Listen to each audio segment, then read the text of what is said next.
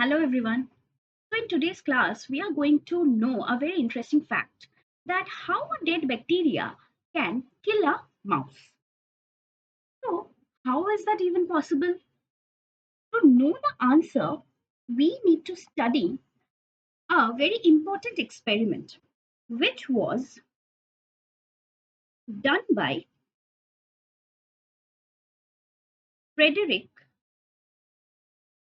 Griffith. And as you can see, this famous experiment was known as the Griffith's experiment. So Frederick Griffith was a British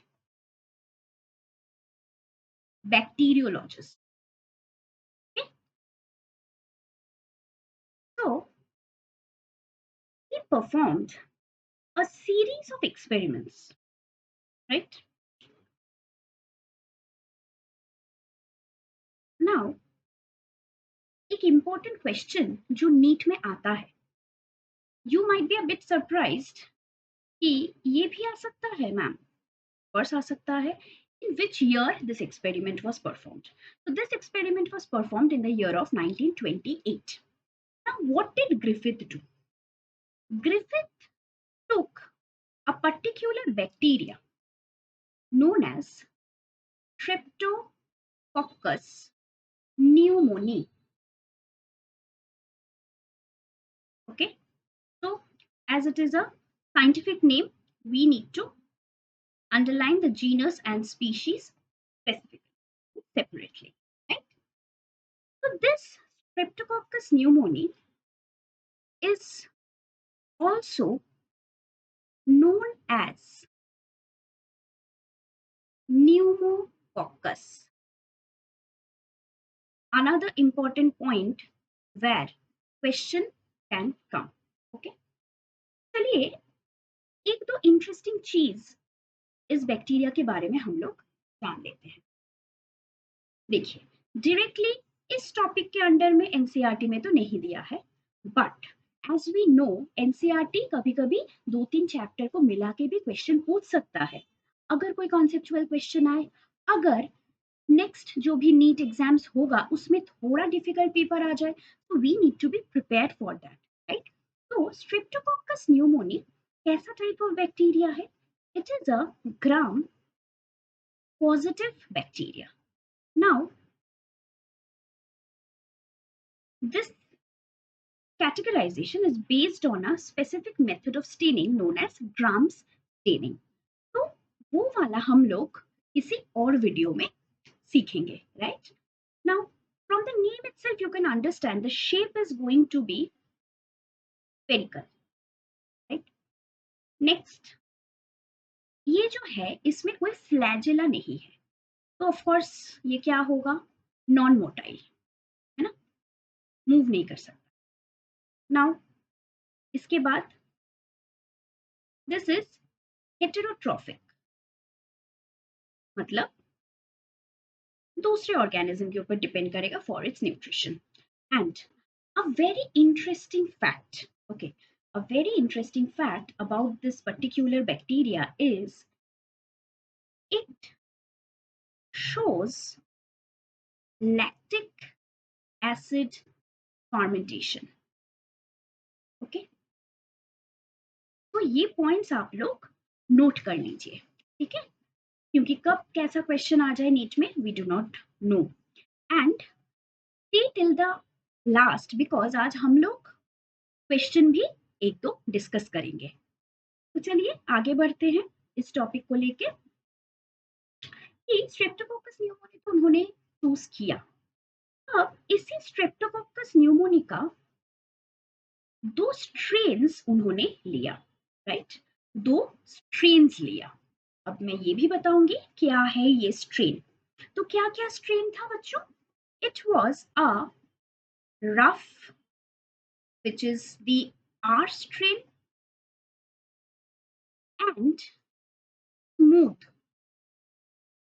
which is the S strain, right? Now students face a confusion here कि strain होता क्या है. Genus, species, kingdom, phylum ये तो हम लोग सुनते ही हैं, तो ये strain है क्या? तो चलिए जान लेते हैं कि ये स्ट्रेन है क्या। ओके, तो स्ट्रेन क्या है? Strain is a genetic variant, okay, और अ सब टाइप ऑफ स्पीशीज। मतलब ये जो स्पीशीज है न्यूमोनिक, स्ट्रेप्टोकोकस न्यूमोनिक, इस स्पीशीज का भी और फर्दर सब टाइप हो सकता है। तो एक सब टाइप आपका हो गया आर, एक सब टाइप हो गया आपका एस। नाउ लेट्स सी कि ये जो सब टाइप है, ये आर स्ट्रेन और एस स्ट्रेन बेसिकली है क्या? रफ और स्मूथ तो हम लोग सुन लिए। अब ये जो रफ स्ट्रेन है ना, जो आपका आर स्ट्रेन है, आर स्ट्रेन में there is absence of capsule, okay. और जो आपका इस स्ट्रेन है उसमें there is presence of capsule, okay. So this presence of capsule makes this strain smooth in look, okay, smooth एक outer appearance रहता है, okay. तो ये कैप्सूल क्या है, चलिए वो थोड़ा हम लोग डिस्कस कर लेते हैं। तो basically what is a capsule? If you know about the bacterial structure, bacteria में सेल मेम्ब्रेन है, इसके अंदर में आपका साइटोप्लाज्म होगा, न्यूक्लियॉइड होगा, ठीक है। उसके बाहर में आपका क्या होगा, एक सेल वॉल रहेगा which is made up of peptidoglycan. Now ये जो सेल वॉल है, सेल वॉल के ऊपर भी आपका एक एक्स्ट्रा लेयर ऑफ कवरिंग रहता है, ठीक है। तो ये जो ग्रीन है इसको हम लोग क्या बोलेंगे, this is glycocalyx. So children, what is a glycocalyx? Glycocalyx is the outermost covering when it is present in a bacterial cell, मतलब वो सेल वॉल के भी बाहर होगा। Now, this glycocalyx can be of two types. One can be slime layer, another is capsule. Now ये किसके ऊपर depend करेगा? अगर ग्लाइकोकैलिक्स, ठीक है, ध्यान से सुनिएगा, अगर ग्लाइकोकैलिक्स लूजली अटैच्ड है, लूजली अटैच्ड है टू द सेल वॉल, तब उसको हम लोग बोलेंगे स्लाइम लेयर। और अगर टाइटली एसोसिएटेड है तब उसको हम लोग क्या बोलेंगे, तब उसको हम लोग बोलेंगे कैप्सूल। तो कैप्सूल का समझ में आ गया। तो आर स्ट्रेन में ये वाला कैप्सूल नहीं होता है, इस स्ट्रेन में ये कैप्सूल होता है। नाउ क्या है, अब इसके बेसिस पे लाइक व्हाई दिस प्रेजेंस और absence of capsule is so important, चलिए वो देख लेते हैं कि अगर कैप्सूल प्रेजेंट है, कैप्सूल अगर प्रेजेंट है, that makes the bacteria pathogenic और विरुलेंट, राइट। और अगर आपका कैप्सूल एब्सेंट है तब वो क्या होगा, नॉन पैथोजेनिक या एविरुलेंट। एविरुलेंट मतलब जो विरुलेंट नहीं है, ठीक है। तो या फिर हम लोग नॉन विरुलेंट भी बोल सकते हैं इसको। तो बेसिकली क्या हो रहा है, इसका मतलब कि पैथोजेनिक मतलब डिजीज कॉज कर पाएगा, नॉन पैथोजेनिक मतलब डिजीज नहीं कॉज कर पाएगा। तो यहाँ से बच्चों हम लोग क्या कंक्लूजन ड्रॉ कर सकते हैं, आर स्ट्रेन और ए स्ट्रेन के बीच में कौन सा पैथोजेनिक है, कौन सा नॉन पैथोजेनिक है? आप लोग थोड़ा वीडियो को पॉज करके सोचिए, राइट। तो सोच लिए कौन सा है, मिल गया ना सही आंसर। तो पैथोजेनिक कौन सा मेरा हो गया, पैथोजेनिक मेरा हो गया A strain because it is having the capsule. और नॉन पैथोजेनिक मेरा कौन सा हो गया? R strain because it does not have a capsule. Now आप लोग सोच रहे होंगे कैप्सूल प्रेजेंट या एब्सेंट रहने से कैसे वो डिजीज कॉजिंग एबिलिटी को डिटरमाइन कर रहा है। तो देखिए कैप्सूल क्या है basically, capsule is an extra layer of protection. तो ये जो कैप्सूल है, कैप्सूल गिव्स एडेड प्रोटेक्शन, और भी ज्यादा प्रोटेक्शन दे रहा है। तो उससे क्या होगा? Added protection to evade from host's immune system, host immune system से एक्स्ट्रा प्रोटेक्शन देगा। ठीक है, और क्या है? This also helps in the attachment, तो अटैचमेंट कर पाएगा which will lead to infection. Attachment करेगा, फिर वो मल्टीप्लाई करेगा एंड इन्फेक्ट करेगा। So that is why presence of capsule makes a bacteria pathogenic. Clear? तो चलिए अब आगे बढ़ते हैं कि ग्रिफिथ ने एग्जैक्टली क्या किया था। ये सब जो इंफॉर्मेशन अभी मिला, so this will give you clarity of the concept. NCERT से क्वेश्चन नीट में आता है, डेफिनेटली आता है, but you must decode the NCERT, तो क्लैरिटी रहे, कोई कंफ्यूजन ना रहे। ठीक है, तो चलिए आगे बढ़ते हैं हम लोग। Now what did Griffith do? ठीक है, ग्रिफिथ ने क्या किया? ग्रिफिथ ने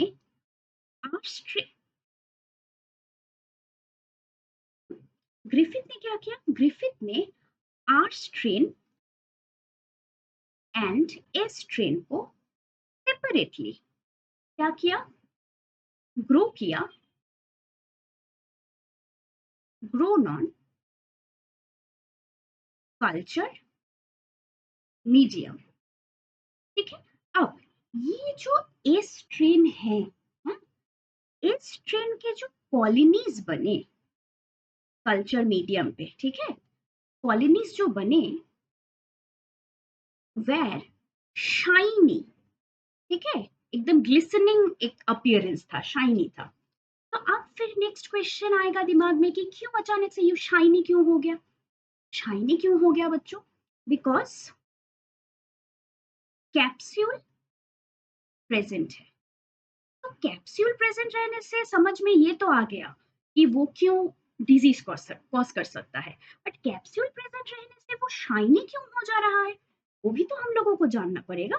तो वो क्यों हो रहा है? ये जो कैप्सूल है बच्चों, capsule is basically a polysaccharide coat. Polysaccharide का मतलब क्या हो गया? एक carbohydrate. Okay, this is basically a polysaccharide coat. तो ये जो पॉलीसैकेराइड कोट है ना बच्चों, ये पॉलीसैकेराइड कोट आपका क्या है? This is highly hydrated. Polysaccharide coat is highly hydrated, उसका एक स्मूथ ग्लिसनिंग, ठीक है, समझ में आ रहा है, स्मूथ ग्लिसनिंग सरफेस है। पॉलीसैकेराइड कोट वाटर मॉलिक्यूल को बाइंड करके रख रहा है, so that gives a smooth glistening surface which reflects light। समझ में आया? तो ये बहुत इंटरेस्टिंग एंड इंपॉर्टेंट पॉइंट भी है कि बाई चांस अगर पूछ लेगा why S colonies, S strain colonies are shiny, तो रीजन समझ में आ गया क्या है। जो पॉलीसैकेराइड कोट है that is basically the capsule, they are highly hydrated, मतलब वाटर मॉलिक्यूल के साथ वो बाइंड करके रहता है, बहुत ज्यादा वाटर वो होल्ड कर पाता है। तो that gives a smooth glistening surface which is reflecting light, thus making the colonies shiny। Clear? ठीक है, तो चलिए आगे बढ़ते हैं। अब इसके बाद क्या होगा? इसके बाद अब ग्रिफिथ ने क्या किया? ये तो ग्रो करवा लिया, ठीक है ना। ग्रो करने के बाद क्या किया? ग्रो करने के बाद ग्रिफिथ ने डिफरेंट ऑफ एक्सपेरिमेंट्स किया, जो हम लोगों ने, इफ यू रिमेंबर, जो फर्स्ट हम लोगों का वीडियो था, एक इंट्रोडक्टरी जो वीडियो हम लोगों ने देखा था उसमें वो मेंशन था। तो क्या क्या था? फर्स्ट क्या हुआ, लाइव आर्स ट्रेन को उन्होंने क्या किया, इंजेक्ट किया माइस में, ठीक है। तो what did he observe, he observed mice remained alive. Second में क्या किया, सेकेंड में लाइव इस ट्रेन से माइस को इंजेक्ट किया। उसमें उन्होंने क्या देखा, उसमें उन्होंने देखा कि माइस dead. So these two observations are very easy observation because our strain is non-pathogenic, तो वो डिजीज नहीं कॉज करेगा तो अलाइव रहेगा माइस। ए स्ट्रेन इज पैथोजेनिक तो माइस मर जाएगा ऑन इंजेक्शन, राइट। फिर थर्ड में क्या किया, थर्ड में उन्होंने डेड ए स्ट्रेन को लिया। तो कैसे वो डेड हुआ था, वो हुआ आपका हीट किल्ड, ठीक है, हीट देके इस पर्टिकुलर स्ट्रेन को मार दिया गया। फिर उसको इंजेक्ट किया गया माइस में। तो ऑफ कोर्स अगर वो डेड है तो वो तो डिजीज नहीं कॉज कर पाएगा, तो माइस क्या हुआ, माइस आपका जिंदा रहेगा, mice. Last last set of experiment में क्या किया, live R strain and dead S strain को उन्होंने मिक्स किया, फिर इसको एज अ होल इंजेक्ट किया माइस में। यहां पे बच्चे ध्यान दीजिएगा, ठीक है। क्या होगा, डेड स्ट्रेन तो इंडिविजुअली नहीं मार पाता है, ना कि लाइव स्ट्रेन मार पाता है, तो यहाँ पे भी नहीं मरना चाहिए, mice should be alive. But it was very strange, क्या हुआ कि माइस जो है, माइस मर गया, ठीक है, माइस डाइड। तो this was a very interesting conclusion. तो फिर इसको ग्रिफिथ ने कैसे क्या किया, क्या माने, how did he like conclude this कि कैसे माइस मर गया, कैसे किया। उन्होंने क्या किया, ध्यान से सुनिएगा, क्वेश्चन यहां से आ सकता है, very important. How did Griffith conclude this particular observation, उन्होंने क्या किया, उन्होंने रिकवरी किया ऑफ लिविंग इस ट्रेन फ्रॉम डेड माइस। ये जो माइस यहाँ पे मर गया ना, इसके ब्लड से उनको क्या मिला, लिविंग एस्ट्रेन। कहाँ से आया, दिया तो था डेड एस्ट्रेन और लाइव एस्ट्रेन, लिविंग एस्ट्रेन कहाँ से आ गया। तो दिस वाज वेरी इंट्रिगिंग, ठीक है ना। तो इसके बाद ठीक है, चलो लिविंग एस्ट्रेन तो आया, तो क्या किया उन्होंने, ये part, this particular point next जो मेंशन मैं करने वाली हूँ, ये कॉन्सेप्चुअल क्वेश्चन में आ सकता है, दो it is not directly given in NCERT. ये जो लिविंग एस्ट्रेन उन्होंने रिकवर किया, इसको उन्होंने इंजेक्ट किया हेल्दी माइस में। क्या किया, इंजेक्ट किया हेल्दी माइस में, and this resulted in death of those healthy mice also. तो इससे ग्रिफिथ ने क्या कंक्लूजन ड्रॉ किया, ग्रिफिथ ने बोला there must be a transforming principle, कि ऐसा कुछ तो है जो क्या कर रहा है, डेट ए स्ट्रेन के पास है एंड वो डेट ए स्ट्रेन से चला जा रहा है लाइव आर स्ट्रेन में, and it is transforming, and it is transforming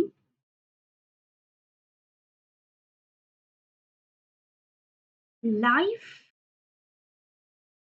R string to A string। तो जो R string था वो A string में ट्रांसफॉर्म हो गया, ओके, इस ट्रांसफॉर्मिंग प्रिंसिपल से। सो इसके बाद उन्होंने क्या बोला, इसके बाद उन्होंने बोला कि ये जो हुआ, दिस रीजन से R strain synthesized the polysaccharide coat which was capsule. तो ऐसा कुछ है जो ए स्ट्रेन में कैप्सूल बनाता था एंड वो ट्रांसफॉर्म हो गया आर स्ट्रेन में, लाइव आर स्ट्रेन में, and resulted in formation of capsule on the R strain. So that means definitely the R strain is now the S strain and it is also able to cause disease in healthy mice. तो ये एकदम definitely S strain बन चुका है ना?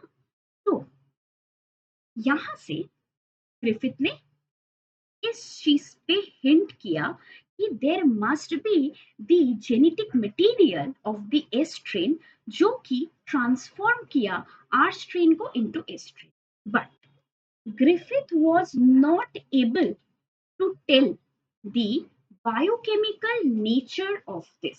Okay, biochemical nature of transforming principle वो बोल नहीं पाए, वो बता नहीं पाए, was not yet known. Question यहां से आता है कि कंक्लूजन क्या था इस पर्टिकुलर एक्सपेरिमेंट का. तो आप लोग क्या बोलोगे? ट्रांसफॉर्मिंग प्रिंसिपल जो ट्रांसफॉर्मेशन कर रहा है, बट उसका बायोकेमिकल नेचर कि वो डीएनए है, आरएनए है, प्रोटीन है, क्या है, वो ग्रिफिथ बता नहीं पाए.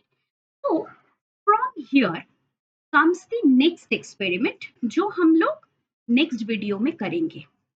That is Avery MacLeod and McCarty experiment. That experiment का मोटो क्या था? To determine the biochemical nature of Griffith transforming principle. तो stay tuned for that video children. बट अभी के लिए फिर हम लोग क्या करेंगे, जैसे मैंने प्रॉमिस किया था, हम लोग एक क्वेश्चन करेंगे. तो चलिए देखते हैं क्या कैसा क्वेश्चन है ये. In Griffith's experiment, which of the following bacterial strains were capable of causing pneumonia in mice? तो आप लोग पहले थोड़ा ट्राई कर लीजिए, फिर मैं एक्सप्लेन करूंगी, है ना?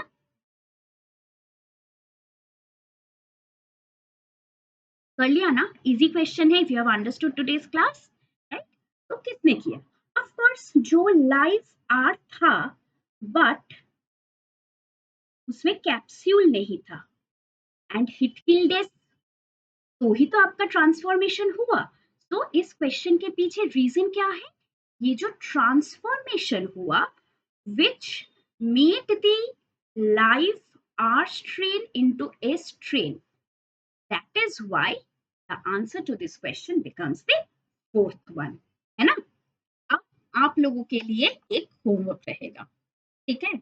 ये वाला क्वेश्चन, डू इट योरसेल्फ वाला क्वेश्चन. तो देख लीजिए एक बार क्वेश्चन को एंड डेफिनेटली आंसर भेजिएगा in the comment section of this particular video. मैं इंडिविजुअली सबको रिप्लाई करूंगी. इफ रिक्वायर्ड मैं एक्सप्लेन भी करूंगी. एंड नेक्स्ट वीडियो में before starting the every experiment हम लोग पहले इस क्वेश्चन को वीडियो में भी डिस्कस करेंगे. ओके, तो चिल्ड्रन आज के लिए यहाँ तक ही. If you have understood this experiment, please do subscribe to the channel and like and share with your fellow NEET aspirants so that हम लोग एक साथ स्टडी कर पाए एंड नीट को क्रैक कर पाए. तो मिलते हैं नेक्स्ट वीडियो में with Avery's experiment. Thank you everyone. Take care of yourself and bye bye.